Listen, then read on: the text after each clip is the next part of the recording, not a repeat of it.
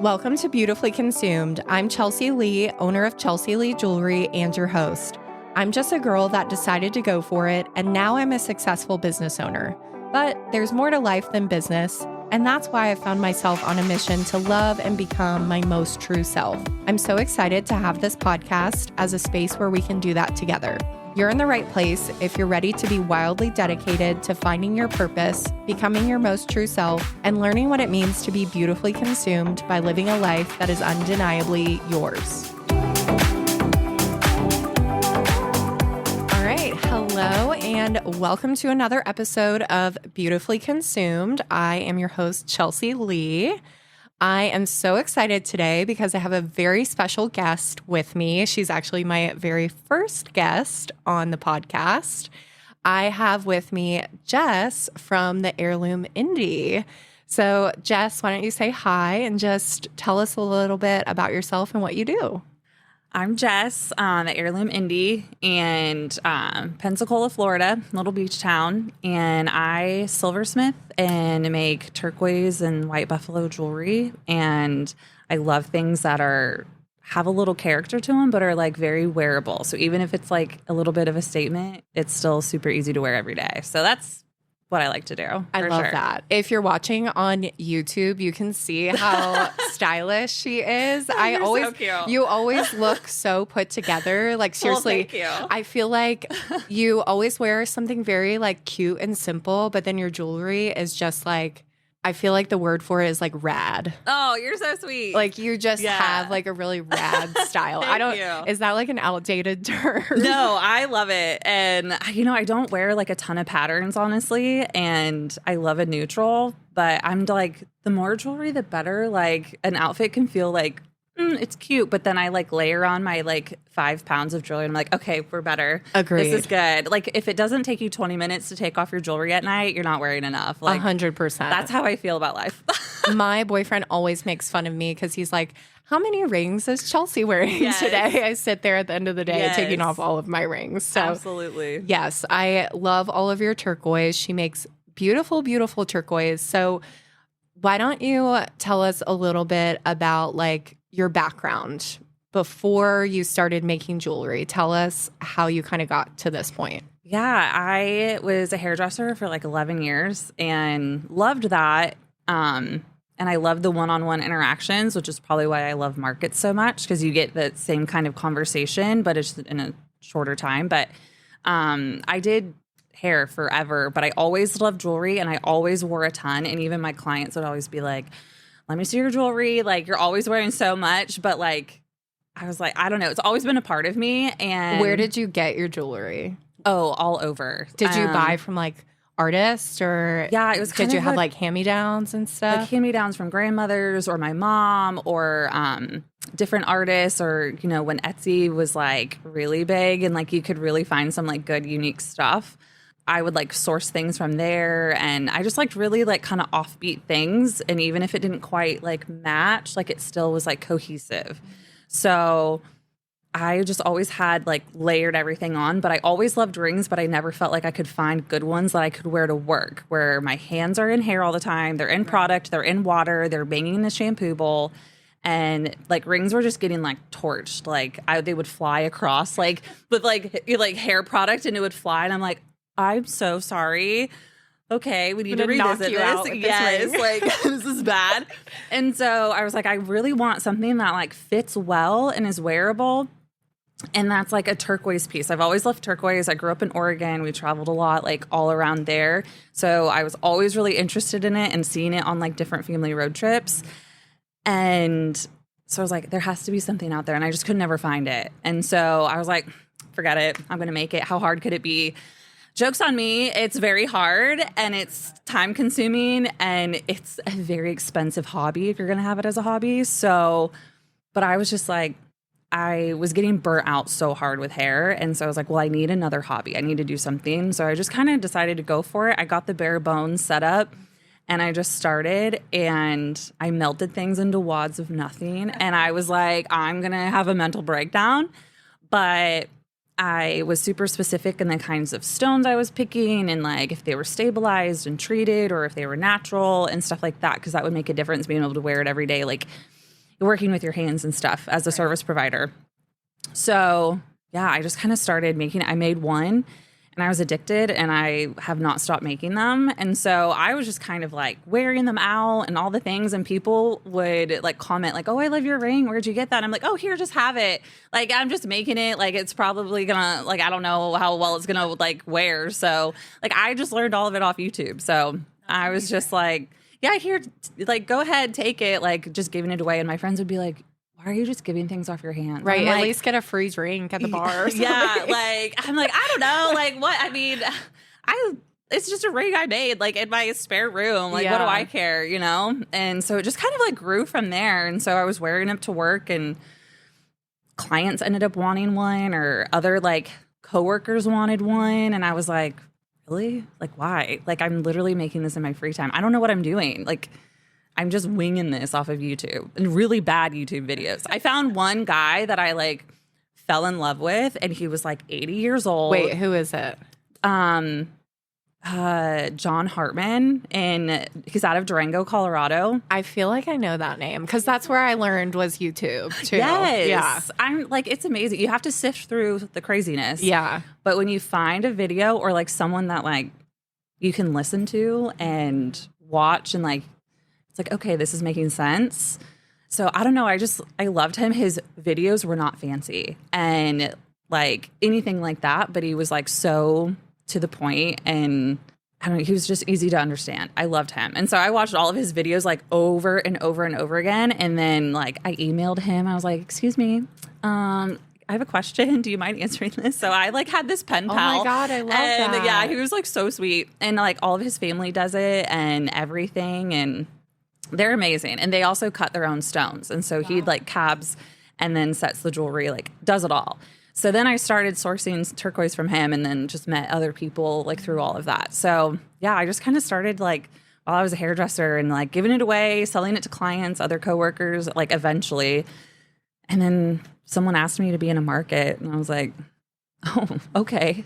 What is that? So you didn't start this with the intentions of like, I'm going to start a business so I can get out of hairdressing. Yeah, like I wanted to move into something else. I actually like went, like I tried to get another job. Like I was like going on interviews, all these things, but I was like almost like quote unquote unhireable because I had done hair for so long. They felt like my skill set wasn't going to transfer. And I was like in management. I've opened up salons. Like I traveled the country teaching hair color. Like I've had a whole other life beyond this. And I was like, okay, so I guess I'm going to really roll with this hobby, quote unquote, and just like, we're just going to go for it. I was like, all right. So I did hair for probably a year and then realized I was actually living off of jewelry. And like I did some side jobs like throughout there. Like I bartended for a little while. Like it's not like it just happened overnight, like by any stretch. Like I started in the beginning of 2019. Okay. So I like did a little bit. I backed off in 2020. I did a little bit more. And it was just like kind of a slow like burn of progression. Because it's like kind of daunting to try to be like, I'm going to be a silversmith and like make a living. I'm like, who do I think I am right now? So I like did hair, I bartended, I did a bunch of other stuff. And then I realized I was living off of jewelry. And I was like, what? So I've been 2 years full time now. Okay. But that's amazing. Yeah. So you started making in 2019 and then it took you 3-ish years to leave hair. Yeah. Okay. That's actually really quick though. I know 3 years while you're in it doesn't feel very long, but I think from an outsider's perspective, that's very impressive that you were able to do that. Yeah. I think I left hair after like 2, but then I bartended. Oh, and you served did for those a side year. jobs. Okay. And then because like I was trying to do more markets, and so I needed more availability. So I was like, you know what? I'm just going to completely walk away. And I'm going to at least fully commit into this venture, and I'll supplement another way, which is kind of, it kills your ego a little bit. Yeah. Like you kind of have to like, okay, okay, this is going to be fine. But I also learned a lot about myself though too. And like you can just kind of have to take it down to bare bones. And it's like, okay, but what do you really want? Right. So I'm like, well, if this is going to give me more of an opportunity to live the way I want to live, then it's worth this like maybe a little bit of a ego killer of a year. But we're just going to really appreciate it then. So yeah. Well, while you're doing something like that, you're doing it knowing that there's like something bigger on the other side. So I feel like it makes it a whole lot easier to get through when you have that external motivation like that. Yeah, for sure. And when someone's like wanting to like wear something that like you sourced the stones and you did X, Y, and Z, and it's like something out of your brain, it's like such a compliment that it's like, oh, other people want to wear what I want to wear too. Maybe there's something to this. Right. And so like other service providers want to wear it all the time, and other like they can't find the same thing. So maybe there is something to this. So yeah, I just kind of like kept saying yes, honestly. Like I just was like, sure, I'll do that. Sure, I'll attend that. Sure, I'll go do that. And I was like, I'm winging this. I don't know what I'm doing, but we're going to go for it. So I feel like that's a big misconception that a lot of people have about when you, as an outsider, look at someone like us where we do this thing full time and they're like, oh my God, that's so cool. You've been in business, because I started in 2019 too. So we've been in business for about the same amount of time. And it's like, wow, you've been doing this for 5 years. You must really have it figured out. But I mean, yes, you do learn more as time goes on, but there is still so much that we don't know. Oh, for sure. At all. Like things are more efficient and a little smoother, but it's not like I'm sitting here with this grand business plan. I'm like, honestly, I just want more freedom and I really like doing this. And so far it's been working out, but it's not like it's just because it's working out. It's because I'm like making it work out. Yeah. Like I'm putting in the hours and the extra time, like all the other things that go into it just to attend a market or just to have like inventory or all the things. It's like if you like, I quit my, 4-day-a-week hairdressing job to work all the time, but I am so much happier that it's like, that's worth it. I know. What's that like sound on Instagram Reels or TikTok or whatever, where it's like, I quit my 40-hour-a-week job to have more freedom. I forget what it is. I'm butchering it, but it's like now I work 24/7. Yes. Oh, for sure. For sure. But it's like so true. And like I was really fortunate and I had a great boss. The majority of my time hairdressing, and I worked for like the same gal for like ever. We were neighbors, like we're very tight. So she was amazing. And so even with like a great job and a great boss and all of that, still my worst day, like, or hardest day, I should say, like doing this, like self-employed, being a jeweler, making jewelry, all the things, even my hardest day doing this is still better than my best day working for somebody else. Mm-hmm. And I just have to remind myself that sometimes, because I just have flexibility and I can just fully be myself and I can just make choices and like all the things. And if I want to do this, then I'm gonna hustle harder over here. And then like I can move things around so much better. And so it's just been a really great avenue to allow that. And I was obsessed with jewelry my whole life. So it was kind of like a really good fit anyway. Mm-hmm. So it's just like, it just kind of worked out. I like, and I'm fortunate enough to have found like now a second thing in life that I really love. So I'm just like, yeah, I don't know. It's fun. It's so much fun. So I feel like we're so similar. Yeah. And just like some backstory for everyone listening. This is the first time that you and I are actually sitting down and talking. So for sure. We met. When did we first meet? Do you remember? It had to have been like almost 2 years ago, I feel like, of like markets. Right. So like casual conversation or like condensed good conversation in a short amount of time at a market, like high and by. But it had to have been almost like a year and a half, 2 years. That's kind of what I was thinking. But so we travel around the country now. We've been very fortunate now that we do this full time. And we kind of see each other at these big markets and events and stuff. And we just have, like you said, like little chit chats here and there. But this is literally the first time that we're sitting down. I was funny because I decided to start this podcast and I was thinking about who I wanted to interview. And you came top of mind because you're so sweet. well, every time we talk, in person, even though we only talk for like 5 or 10 minutes, I can just feel your positivity Oh my gosh, radiating, you're so sweet. and I can see it. Like, I really can see how positive and how just like you're just being your true authentic self. And that really, when you do that, it comes off. It's like hard to hide when you do that. You're going to make me melt. But that is why I wanted to have you on, because I just wanted to actually sit down and talk with you. And I figured it would be so cool to do that on the podcast. No, So, I love it. what a monumental first like real conversation to get to know each other. For sure. But yeah, I feel like we're so similar in a lot of ways. Like we have the same outlook on how we treat our businesses. And I've always been obsessed with jewelry myself and just all these different things. So I love that. So speaking of all these markets and stuff, we're sitting in this weird hotel room, not the normal setup, because we're currently in Jacksonville, Florida for an event. And we just had day 1 of the event and we're exhausted and ready to get some food after this. But, so yeah, we're sitting here in Jacksonville and just thinking about like going to all these different events and putting ourselves out there and trying new things. Sometimes it goes great, sometimes it doesn't.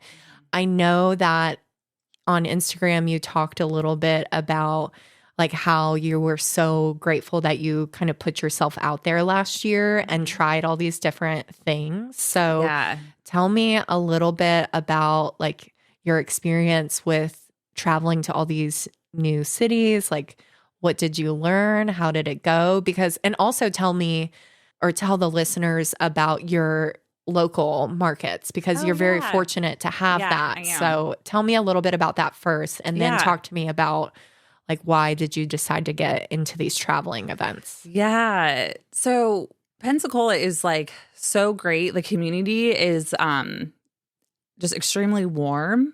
And they love small businesses. They love handcrafted. I mean, anything handcrafted. And they're like, yes, please, all day long. And so it really is great in that aspect, because I know so many cities don't like really have that or really encourage like that kind of community aspect. And so like there's a local market. It's a farm. They call it a farmer's market. But at this point, it's grown so much. It's so eclectic that there's produce, milk, there's eggs, there's like some like food vendors, but then there's like homemade goods that are as far as like clothing, there's jewelry, there's art, there's like stuff for your dog, there's birdhouses. Like my neighbor, Jim, love him. He is like my grandpa at this point. He's so sweet and he makes birdhouses and we just have banter back and forth and like he's my buddy.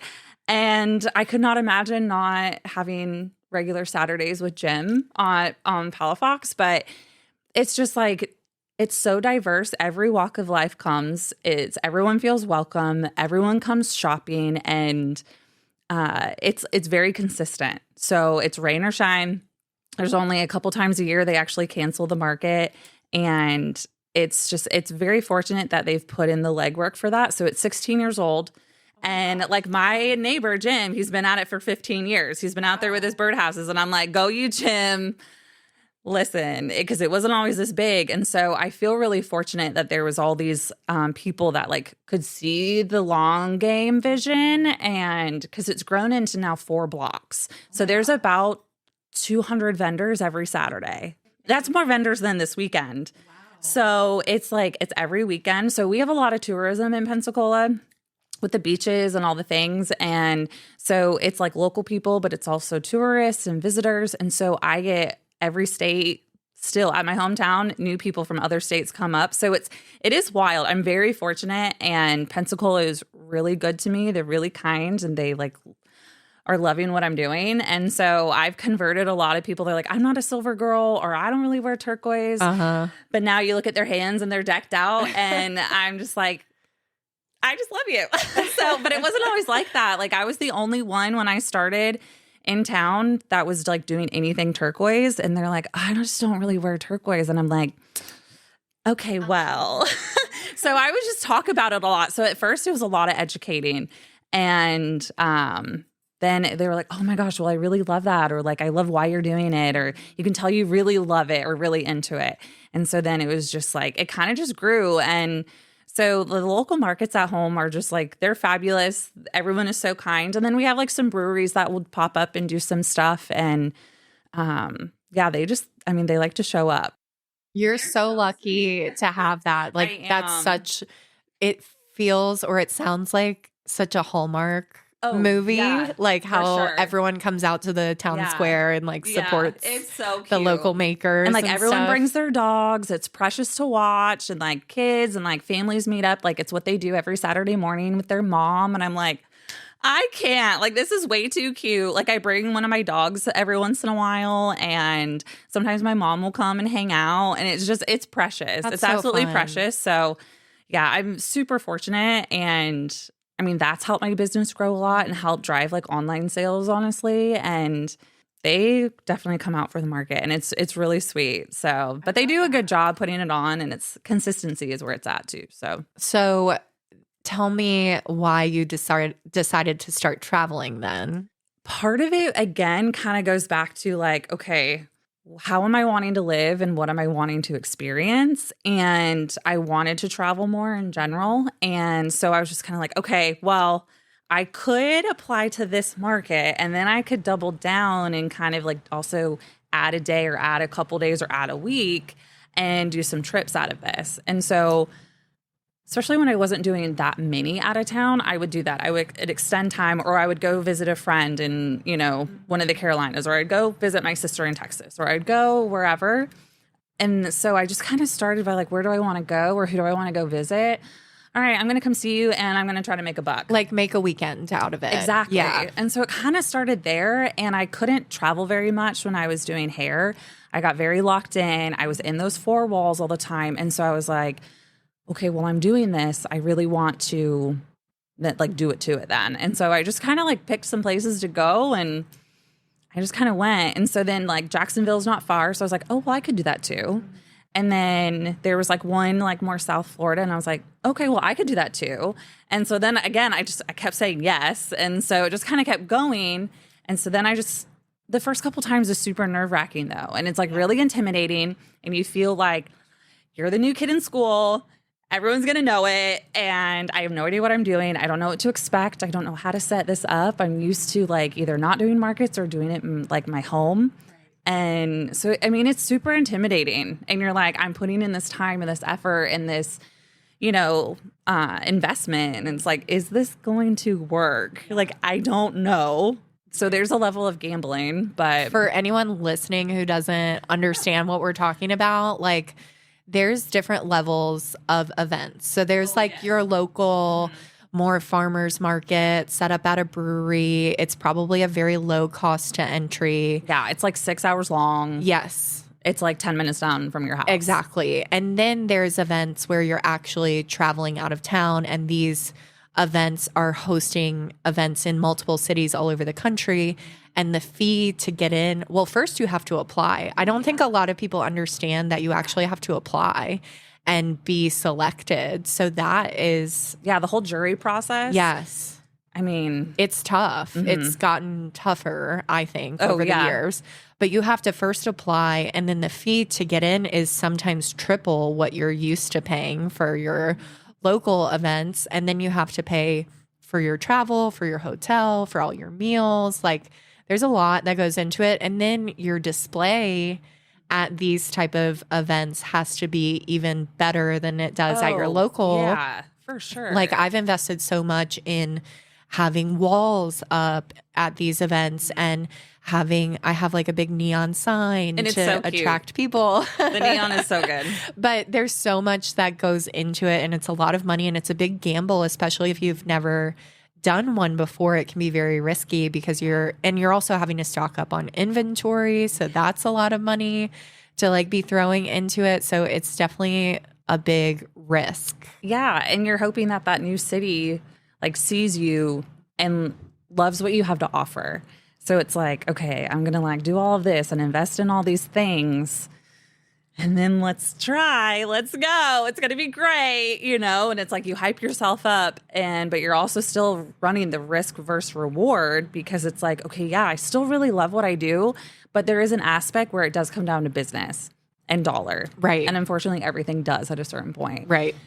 So I try not to let that take away from like the fun and like the creative part and like, the big picture part, but it all comes down to that every now and again. And so like starting to do a few of them, like in the beginning, it was like, okay, this is going to be good. And like, I got really great feedback. I was really fortunate. My first like handful, like blew me out of the water. I was just walked away. Like I would walk away or I would drive home and I would just like be in tears. And I'm like, oh my gosh, like, why are people so nice? Like they like what came out of my brain. Like, what is this? Like, I can't believe this many people resonated with what I just did in my spare bedroom. For sure. I'm like, if you saw what I looked like and how I did all of this, like, oh my gosh, goblin. So I'm just like, this is insane. And I can't believe people like just appreciate it that much. Or they're like, I've always wanted to do this, or like you encouraged me to like, they could be like pottery and they're like, you encouraged me to like actually like spend more time on this, or like things like that. So the conversations that started like stirring from all of that, and then people I was meeting like you and like crossing paths, and it's like, it's just opened up a whole different other type of community also, and like very like-minded people and individuals that, because sometimes like at my hometown markets, it's like, it's their side gig or it's their hobby and things like that. And like, this is what I do full time. It's what you do full time. Right. So your mindset and your, like, I'm going all in is just completely different. And so with these, most of the time people at these larger ones that we travel for, that is their full-time gig. And so it definitely, I don't know, it just brings like a whole different like energy to it and the conversations. And so like, going, and then the people that are attracted to come, it's just like, oh my gosh, okay, maybe this is working. Okay, let's do another one. Okay, let's apply again, or let's try, okay, what other city would be a good idea? Or so then it didn't even become about like, who could I go visit? It's like, where do I want to go? Or where do I think would be great? And things like that. And so like I took a big risk and I gambled and I applied to do Stagecoach Music Festival in Palm Springs, California.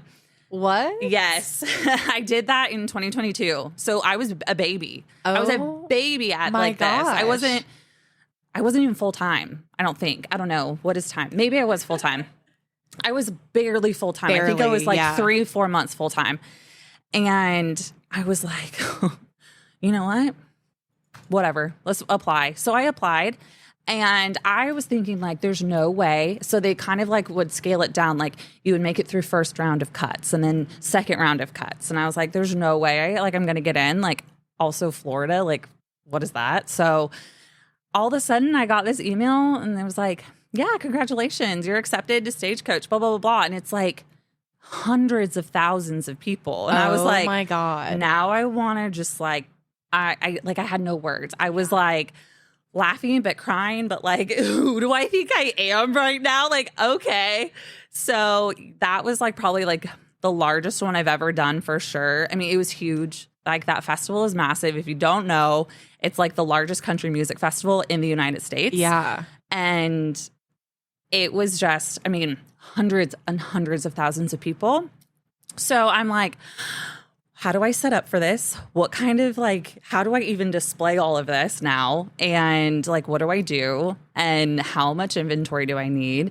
And like, what does this look like now? And so I got in and I was like, okay, now I have to get there. Like, what was I thinking applying to this? Right. Like, oh my gosh. And so next thing I know, I'm like, well, okay. So I just kept like, process of elimination and like solving these like, questions and stuff. And so I just like got to town and like started doing it and cranked out as much jewelry as I can in the like time I had. And I ended up renting this Airbnb on this like horse ranch from this lady. I took my dogs. I drove cross country. I packed both my dogs with me. We stopped along the way and they loved the desert, by the way. It was so cute. Her dogs are so cute. You share about obsessed. them. Go follow her on Instagram. They're all over there. So cute. They're my children. I cannot. I gave birth to them. I will argue that all the time. And So I packed him along. We went, and because I ended up making like a 3.5 week trip out of it. Oh my God, that's amazing. So I was like, if I'm going to do it, then I'm going to like do it to it. And if I'm going to travel that far. And so I got there. That was like the first leg of my trip. But I took a few days and I stopped a few places like in Arizona and things like that. And the drive was awesome. My dogs did great. And so we ended up at this horse ranch. And it essentially was glamping. I mean, there was nothing fancy about it. Like you walk in the Airbnb and there was like dust. And I was like, this is fine. But it was like 10 minutes from the Polo Club, which is where it's all hosted, and in Indio. And so where the other vendors were all driving like 45 minutes. And I just got lucky. The lady was amazing. She went and let my dogs out during it. And there was all these horses. And like you walk out the door and there was just mini ponies and donkeys roaming free everywhere. So you just see my little pug, like this little fat pug running around with these donkeys and mini horses. Like the whole thing was wild. Like it was like a circus.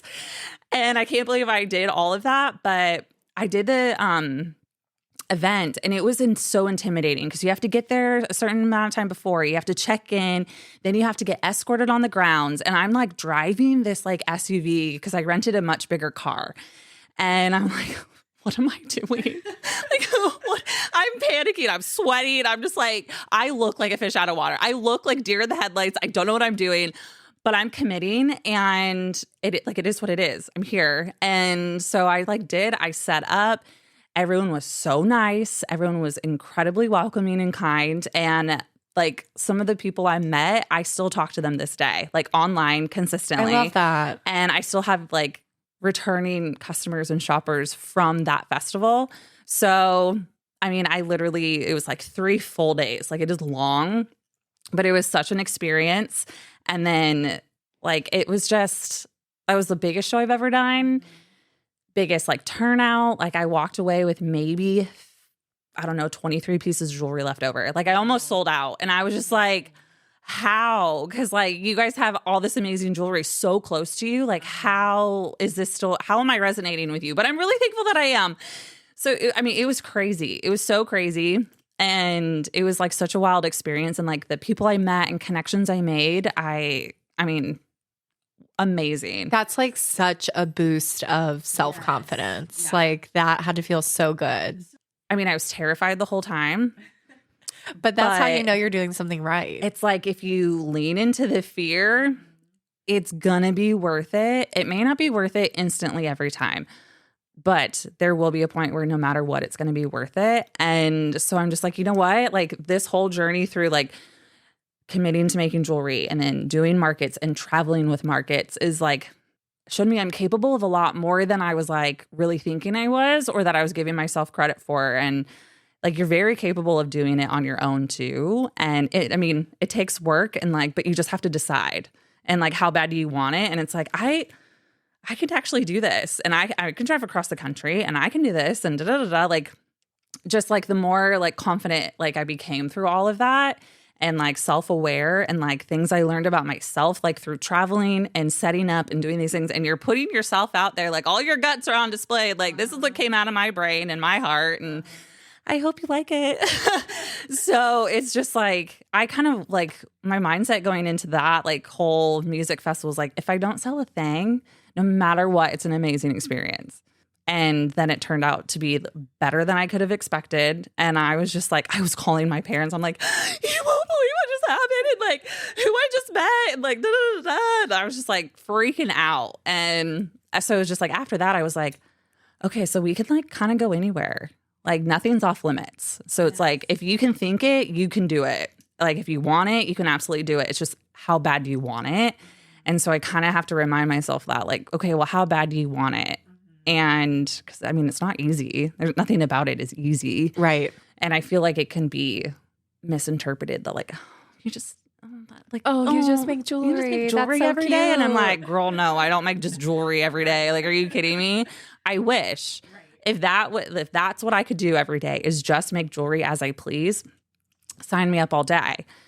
That's just not the reality of it. But it's still better than even my best day doing hair, working for somebody else. And I've gotten to do so many things and meet so many people and go so many places that literally jewelry is like doing that for me. I know, it's amazing. It's insane. It really is. Once I did Stagecoach, I was like, yeah, we could do anything. This is great. Are you kidding me? Like I lost my voice. My ankles were like 4 times the size. Oh my God. I was just like, this is insane. I am like working my butt off, but I mean, it was so worth it. So I love that you said you just have to decide to do it. It's so true. You can't waffle. You just have to make a decision and go for it. And I think that's the true sign of being an entrepreneur or just like a go-getter in general is just, I'm really scared to do this, but I'm going to do it anyway because my gut is telling me to do it. And if it doesn't work out, it doesn't work out. And I'll learn a lesson from it.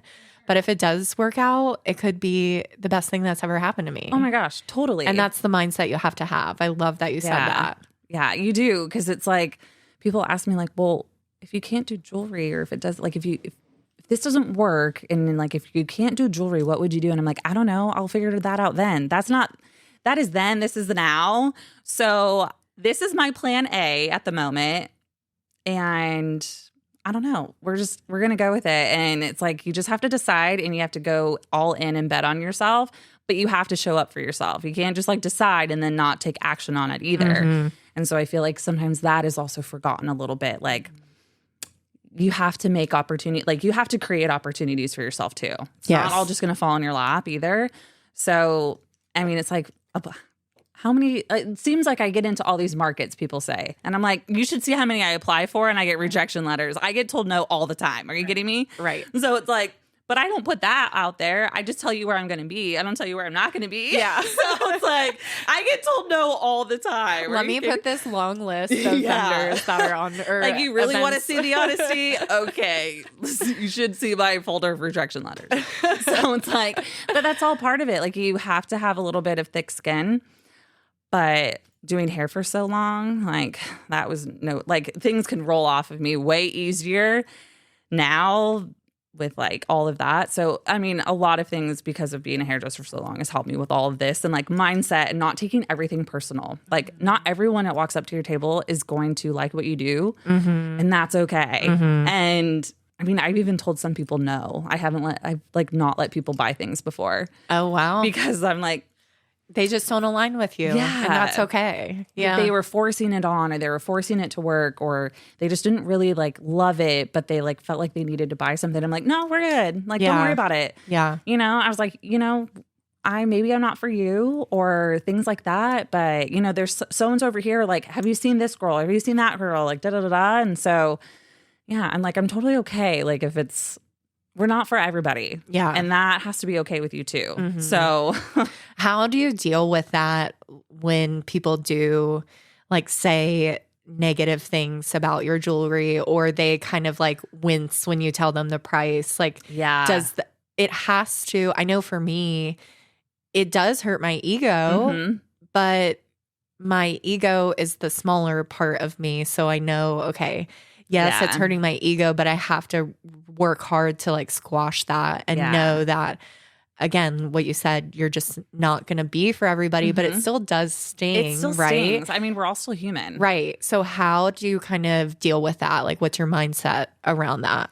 You know, I really have to attribute a lot of that to hairdressing and like the people skills that I really just kind of had to develop because I can let it stings no matter what, but I can let it just kind of roll off a little bit easier. Now, some days I am just, you know, a little more sensitive and I'm like, what? I really like that. Like, sometimes it's like your favorite one you've done in a minute. Right. And I'm like, oh, but she's precious. Like, what are you like? Oh my gosh. Like, maybe I'm like, what am I doing? Maybe I need to just switch something else. Maybe I need to do something else. And you start questioning yourself. And I'm like, well, maybe I am too expensive or maybe I am this. And it's like, okay, hold on. You got into this not to just keep people pleasing like you were people pleasing doing hair. And so, and this was a hobby. You wanted to make what you wanted to make. You don't do collections of things. You don't do customs. You don't do a lot. Like, I say no a lot, which is like terrifying. But somehow it works out and you just have to like find the right people. And I think the more you like commit to yourself and the more you commit to like what really makes you happy to provide, that's what translates. And then that's what attracts the right person. And so it's like, okay, in reality, how many people do you really need to encounter? Which then this gets down to like brass tacks of like, it could go to dollar amount. I can go both ways really well. I'm kind of a free spirit, but I love a spreadsheet. So that's the quote right there. I really do. I mean, I have 3 planners and I work out of all of them. Like everything has a place and a plan. But then if you saw, like we were talking about our studios or workshops, no, just don't look at it. Yeah, it's terrible. hot mess. So that is not organized, but I know where everything is. So it's like, yes, it hurts when someone doesn't like love something or it doesn't fit or the price is not like kind to them. It's like, did I just lose out or should I have done something different? Or like, should I be more appealing or should I be more trendy or should I be more? And I'm like, you know what? I like what I make. And when the right person comes along and they're like, oh my gosh, this is exactly what I've been looking for. And I'm like, me too. That's why I made it. Yes. It's like that moment just washes away all the like negative ones that I've had. Yes. And I'm like, that's worth it. I'm like, you're my type of person. Like, perfect. And so I mean, it's not easy, but it's like, you just have to be, and you just have to know you're not going to be the right person for everyone. And I don't know, you just kind of have to suck it up sometimes, honestly. Yeah. Like, it is what it is. Like, you're going to be like people just like, oh, are you kidding me? And like, ugh. And I'm like, okay. Right. Well. You know? Have a great day. Yeah. And like some people get really intense and kind of like rude, like, well, where's your turquoise from? Well, is it real? Well, is it this? Well, I heard da-da-da-da. I'm like, well, what I can tell you is, and I give my thing, and because I'm not super salesy, I just tell my story and I give you the facts and I let you try stuff on. I mean, it's really a conversation. Like I treat you just like a friend. And so I'm just like, if you are trying to just like bully me and question me, I'm just going to tell you I don't think we're the right fit.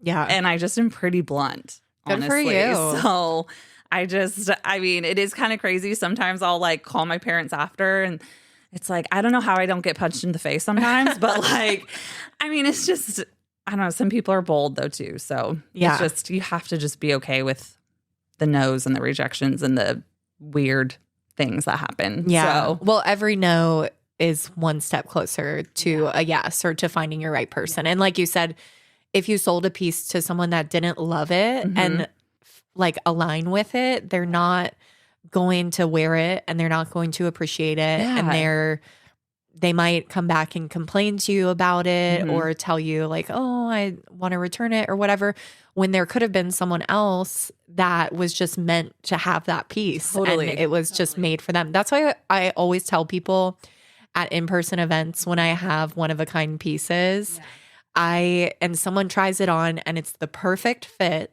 and they love it and they buy it, I always tell them, well, I made it for you. Yes. I didn't completely. know it was you when I was making it because I make these things in random sizes and I just make what I'm feeling at the moment. But I know that one day it's going to go home with somebody. And I tell them, I'm like, I made that just for you. Oh, absolutely. Like I have these weird analogies about it sometimes. And sometimes these people like, you know, in-person events, I'm like, okay, I just started talking way too much and now these people think I'm like a lunatic, but I'm like, I love all my pieces, but some of them are just like super like near and dear to me. And I just want it to find its like perfect person and its forever home. I don't want it to end up at the bottom of a purse or get lost in a drawer or something like that. I want them to live their best lives. You adopted them. They're yours now. Let them live their life and all of these things. And I just, when it just fits and it's the perfect thing and it's what they've wanted. And I'm just like, and they're like, I can never find a ring in my size. And I'm like, yes, like that is the goal. Like I want everyone to find like something that works for them. And so like I keep a running tally of like sizes that are like I sell a lot of and things like that. And I make things on the quarter size. And so like a lot of people will do like just wholes and halves. And so I make things on the quarter because band style is going to determine the size and every finger is different and things like that. And so I just like try to have at least like 3 to 4 options that'll probably work for you. And, you know, in that like range or realm of size. And so I think that helps a lot too. Because I mean, almost all my fingers are quarter sizes. So yeah, like I'm that person. So. I make quarter sizes too. You're one of the only ones though. A pain in the butt that I though, know. It is. Because it's harder for us because we have to stock that much extra things or be that much more detail oriented. But truly every finger is different. It's so different. It's amazing what just a quarter of a size up or down makes. Insane. But then it's those people that find that like size that they can never find it, their appreciation and love for it grows even more. They're like, oh my gosh, this never happens to me. I have to get this. And I'm like, oh, I love that. Like that's just, it's like so good. So I don't know, like all of the little moments like just add up and it's like, okay, you're on the right track, or like we just keep going. And it's like all the interactions, like I just, no way would I ever trade that. Yeah. So okay, so I want to ask you, like, you taught yourself how to make jewelry on YouTube, which that's what I did too. Yes.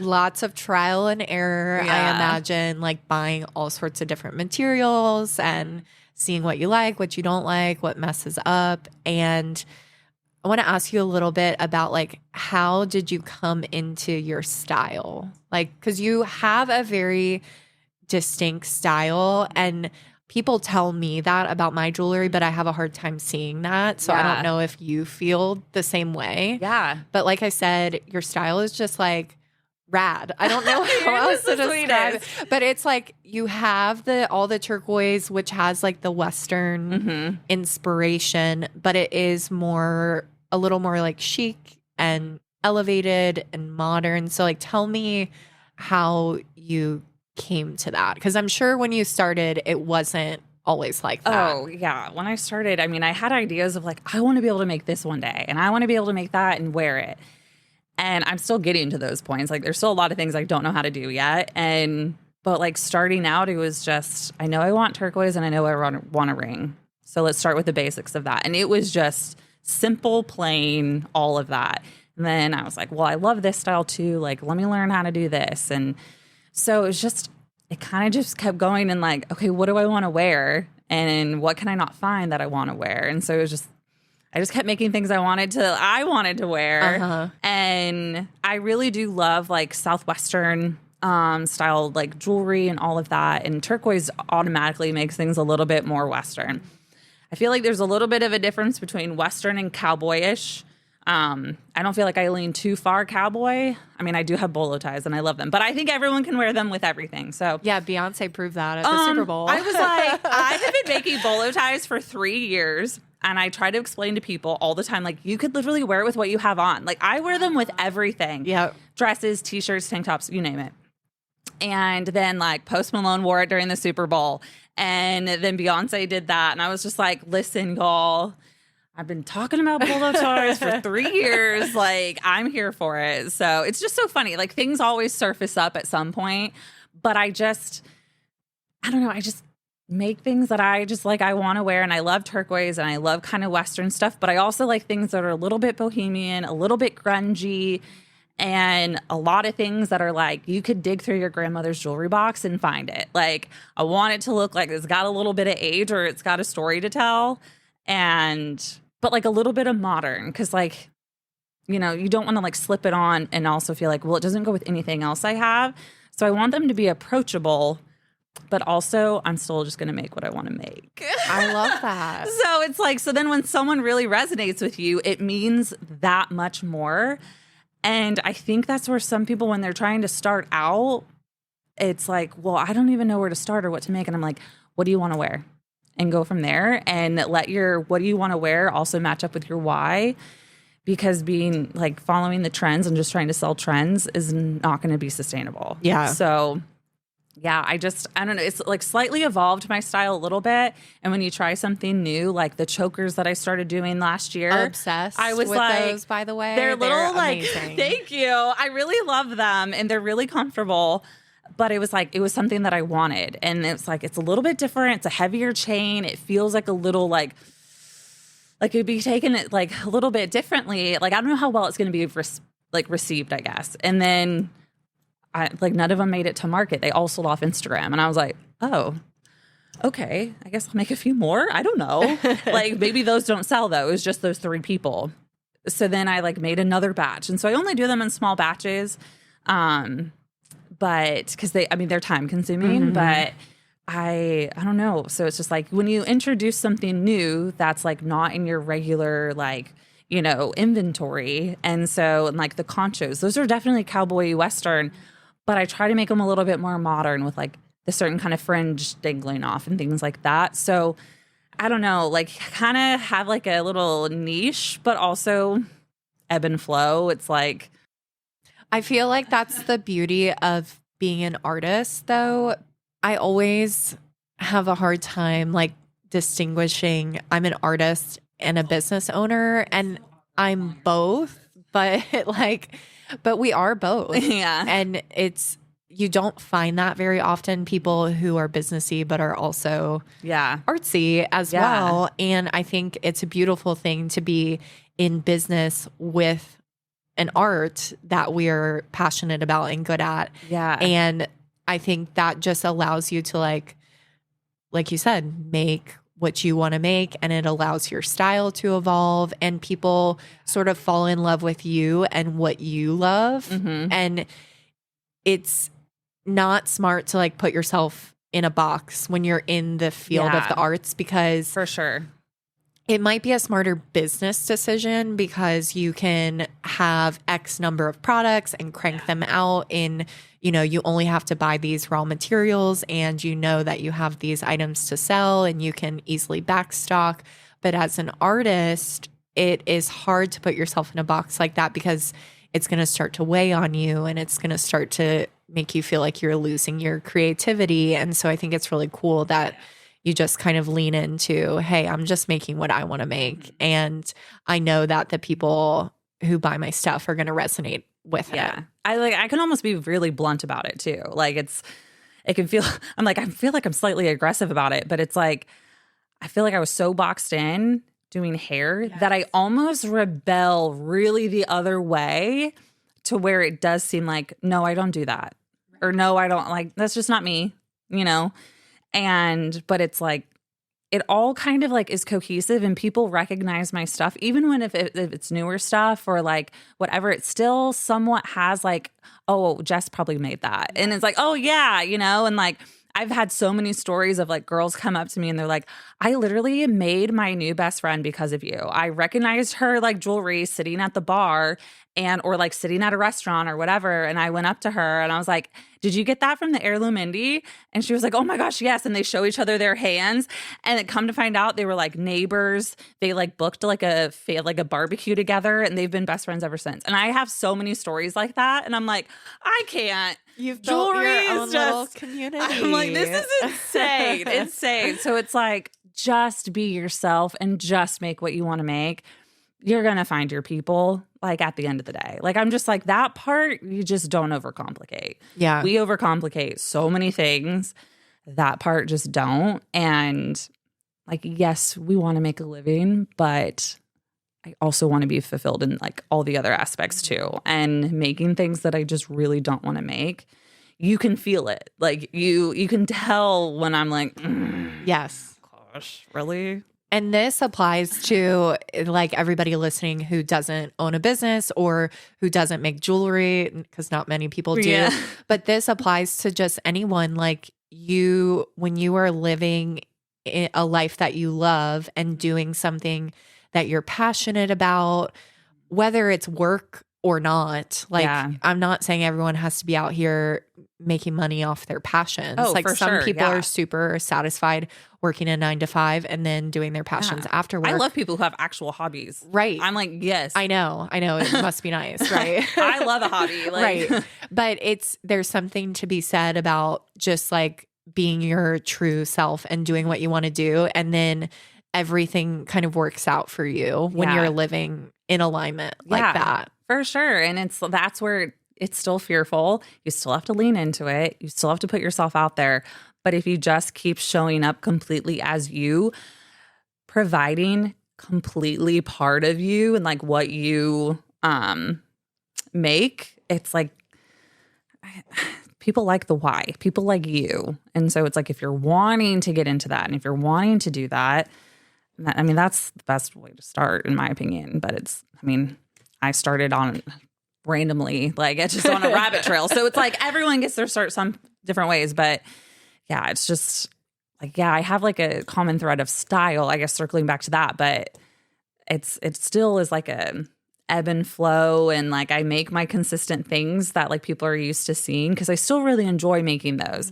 But I got to throw a few things in there, and so, or like test a few things out or stuff like that. So yeah, just be you. Yes, I love that. Honestly, like I just don't overcomplicate. Okay, so when you started, you were not the Heirloom indie. No. It was, what was your business name before? Oh my gosh, that's a whole other story. You know, when you just are in certain relationships and then they're just like, oh, I think you should do this. And they just kind of take control. I was in this like crazy relationship. That's a whole nother story. And I was like, I want something kind of bohemian and something like this.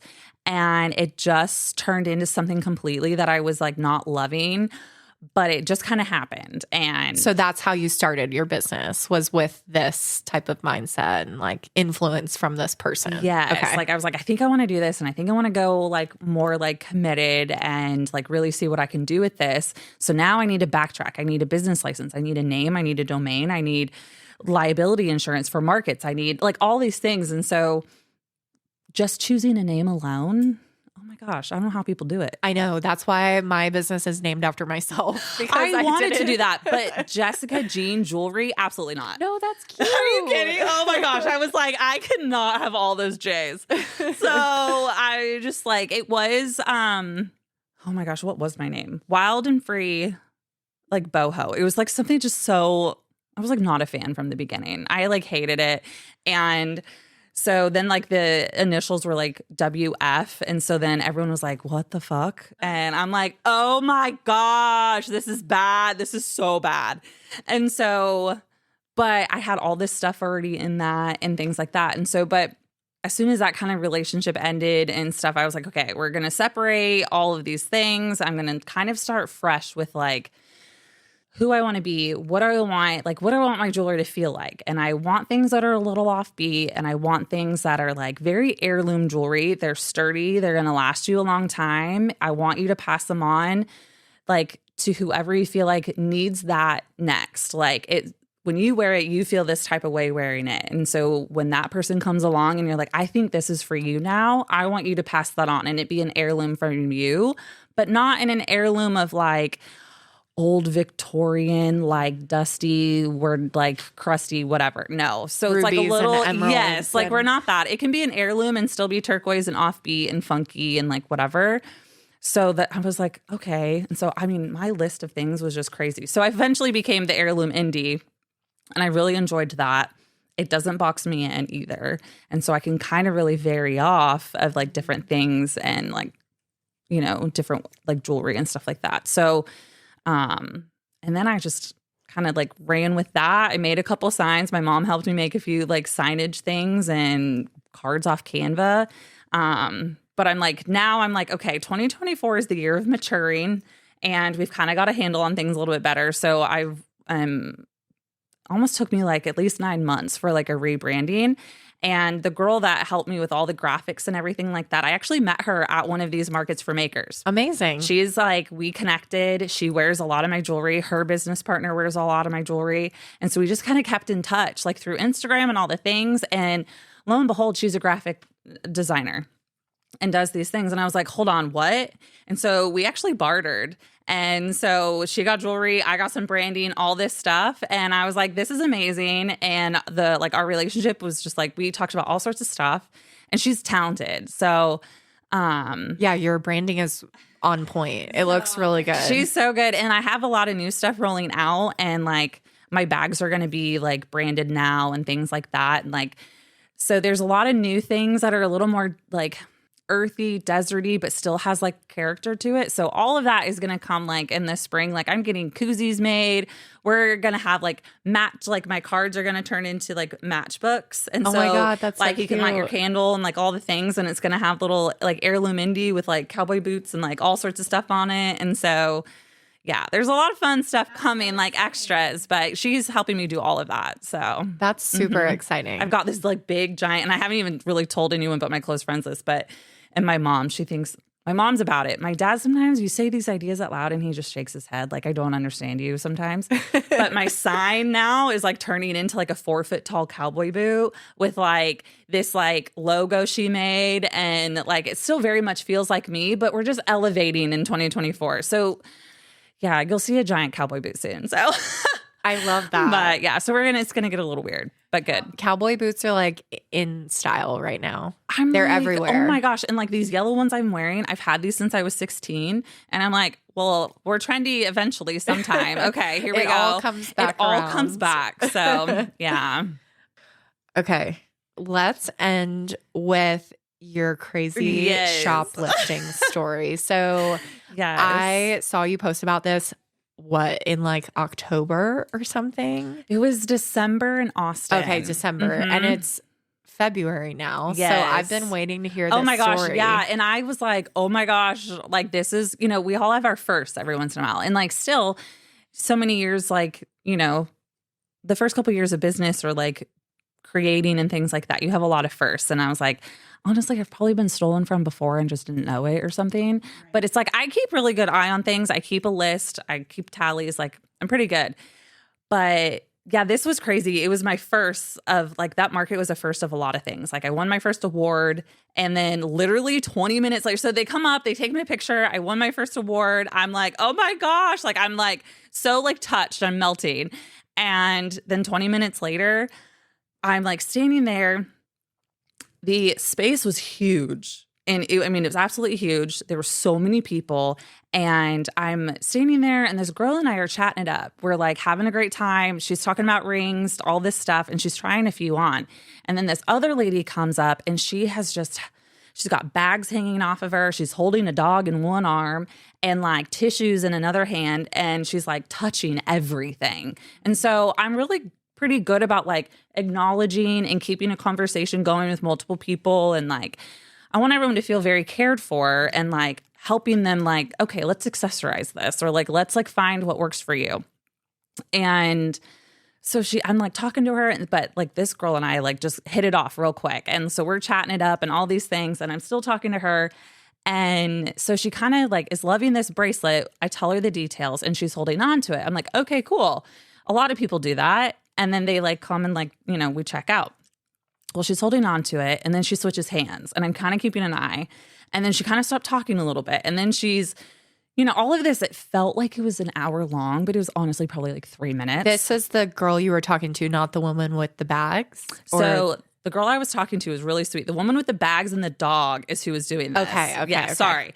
I like get like carried away with this story because I'm just like, I don't get stopped in my tracks very often and I don't get left speechless very often. I usually am pretty quick on my feet and have something to say like in these situations. But I was just like beyond shocked. And so I'm talking to this girl, the woman with the bag and the dogs. I'm just like, okay, she's holding on to this bracelet. She's switching hands with it. She's literally touching everything. And she's switching arms of the dog. And then she comes around because I'm on a corner booth. So I have corner booth. I have 2 tables. So I'm looking at everything. She comes around the other girl and is standing in front of me now. And I literally see her slip it inside her coat pocket. And I was like, and I'm like, okay, I still have this one girl, super sweet, standing there. Right. You're trying to make a sale to her. And like, she's loving everything. She's trying to decide. But then she could start looking at me and I'm looking at the woman with the dog and the bag and the bracelet in her pocket. And I'm looking at the girl and she's like, so like, she saw it happen too. She saw it too. And I was like, what do I do? Like, this is so uncomfortable. And I also don't want to sound so off-putting to this girl that's having a good experience. But I'm just like, what do I do? What do I do? And I'm panicking. And it's just like, okay. And so I ask her and she's like still touching everything. And I'm like, so how did you like the bracelet? Is everything working out for you? And she was like, oh, bracelet. And I'm like, yeah, the bracelet that you were like holding, you tried on, all of that. And she was like, oh, that bracelet over there, and like pointed to the other side of the table, a completely different bracelet. And I was like, oh, no, I'm sorry. Not that one. I meant the one that you just put in your pocket. And she was like, I don't have anything in my pocket. And the girl that was really sweet with the ring, she was like, what? And like, she was just like dead. And I was like, yeah, the one you just put in your pocket right in front of me. And she's like, no, I don't have anything in my pocket. And she's like patting herself down. She's like shaking her dog. And I'm like, what is happening right now? Oh my God. And I'm sweating. I am like profusely sweating. And I'm like so nervous. And I was like, no, I saw you put it in your pocket. And I like literally lean over and I'm like my price tag is hanging out right now. I can see my price tag. Thank goodness, right? Yeah. Because what was I going to do? Empty your pockets? Right. And I was like, no. There's not like typically security at these events either. There's usually just the event staff on hand. There's not usually a police or security guard. So yeah. Yeah, it was nuts. And so I was like, yeah, I can see my price tag. And I was like, I'll have it back now. And I just like kind of got like, I was terrified. I was shaking inside, but I was just like, just puff your shoulders out. It's going to be fine, and just like own it. But it's like the worst fear you have is like, what you saw, but then like, what if you didn't actually, and you start second guessing yourself. Right. But it was like $160 bracelet. And I was just like, no, you know what you saw. So right before I said it, like you're going through all these scenarios in your mind. Right, because you don't want to seem like a crazy person and you don't want to off-put anybody else that's standing around and then watching. What if I like say that to them and then I'm wrong and then these other people are like, oh, she just accuses da da da da. It's like, oh my gosh, risk versus reward, right? Right. So no, I was just blunt and I said it and I was like, yeah, like the price tag. And so I was like, I'll just have it back now. That's okay. And she empties her pockets and she had little knickknacks and jewelry and things just stuffed in there. And now I couldn't tell her, like, did you pay for that? How much of that did you steal? Oh but my her pockets were God. full and like things were wrapped in tissues.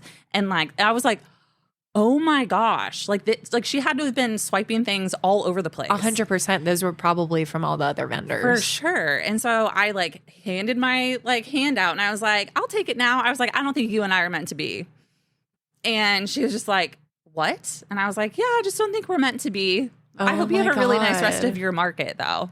And I was just like blunt to the point. Oh my God. And she walks away. I look at the other girl, still holding 2 rings, trying to decide. Her jaw's open. And I was like, oh my gosh. And she's like, oh my gosh. And I'm like, I can't believe that You're just probably happened. like literally shaking. I was at shaking. this point, like profusely sweating. I I would be too. Oh my gosh, I was shaking, sweating. Her and I are just like full eye contact. Like, did that just happen? Oh my gosh. And she's like, I feel like we're really bonded now. I was like, for sure. I will always remember you. Like, you and I had a moment and all of that. Like, Oh my God. Oh my gosh. She's like, I'm just glad someone else was here with you. Like, what if she got like crazy or what if she got weird or like Right. whatever. I'm glad you saw it too. I'm so glad I saw it. And yeah, it was like one of the craziest things. I've never had to do that. I've never seen that happen. Yeah. And like, knock on wood, like I really don't think that's happened to me before. And I know that's also rare for people. And I was just like so taken back and like shocked. And I was like, did I just say that to that woman? Like, oh my gosh, like what is happening? Good for you though. So, and then I like told like the coordinator, I was like, hey, watch out for this woman. She looks like this. And yeah, it was so crazy. And then so the girl, like she left and went and got her friends, came back and she's like, she just like called out this shoplifter. And then her and all her friends ended up buying jewelry. We all had a moment. And it was just like, the whirlwind of emotions was insane. Yeah. Because then you also feel just like, ew. Like, I can't believe someone just really tried to take that and just take it for granted. Like, I put so much work and effort, not into just making the jewelry, but sourcing the stones, making sure they're quality, making sure they're stabilized, making sure this. A lot of care and attention went into just a bracelet that I'm like... That's just, it just feels gross. I know it's a piece of you. It's an extension of you. And For sure. It's really unfortunate that people don't appreciate or understand that. I had a pair of hoops stolen once. Unfortunately, I didn't see it happen, but I noticed right after it happened, I saw they were missing. So and there hard. was like 20 people in my booth that couldn't do anything about it. I had no idea who it was. Yeah. But I just felt like someone just stole a small piece of my heart. For sure. Because we do pour our heart and our soul and our literal blood, sweat, and tears into what we do. Yes. So that's like, it's super heartbreaking, but I'm really glad that you had the balls to stick up for yourself. Oh my gosh, I was terrified. And like, unfortunately, that market in particular, a lot of the vendors had been stolen from. Probably from that woman. And I like, from conversations, I'm the only one that caught anyone. But it was like all over social media from that market. And I like said something on social media and like Instagram. And then the rest of August and part of January was just crazy. I was like, someone else asked me about it recently. I was like, oh yeah, that did happen. I should probably follow up. But it was insane. Like I've never had that happen. It was really uncomfortable. And I can't believe I kind of said that to that woman. But I was just like, what else do I say? Like, how else would I have handled that? Like, I have no idea. Yeah. And the girl that was shopping as well was like, you were so calm and like, you were kind, but you were direct. She's like, I would not have been that nice at all. Like, I don't know how you handled it the way you did. I was like, I don't know, but that was my first time and now I'm freaking out. She's like, take a minute. Like, you're okay. Like, she was great. The crazy lady with the dog and all the bags is, okay. It's insane. Yeah. That is so wild. I'm so sorry you had to go through that, but I'm glad you got your piece back. I'm so glad I got my bracelet back. And then it went to the most perfect home. So it was great. Great. Yeah. Great. Yeah. That's a great story for whoever owns that piece. Yes. Whoever owns that bracelet. I fought for that one. So yeah, it was crazy. You just never know what you're going to encounter. So yes. There's no such thing as a normal day as a business owner. For sure. And it's not all glamour either. Like it can look so pretty on Instagram.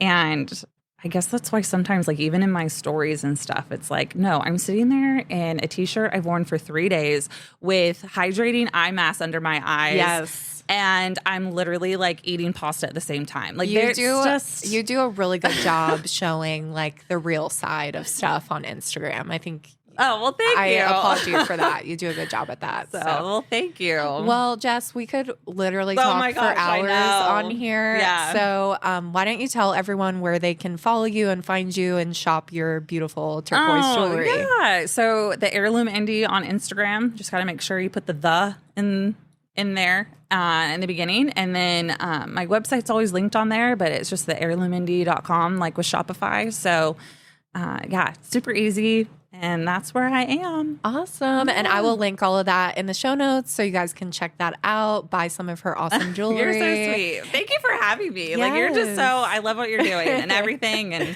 yeah, it's always just like, even just like casually encountering you like at markets and stuff.